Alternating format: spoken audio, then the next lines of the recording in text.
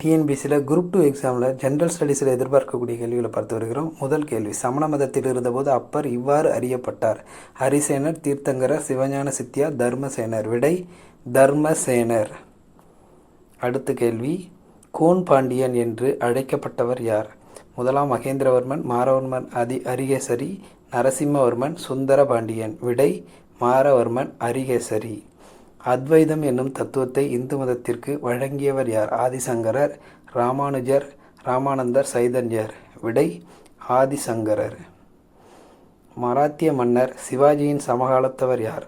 ராமானந்தர், மீராபாய், சூர்தாஸ், துக்காராம். விடை துக்காராம். அடுத்த கேள்வி, அக்பரின் அரசவையில் ஆக்ராவின் பார்வை திறனற்ற பாடகர் என்று அறியப்பட்டவர் யார்?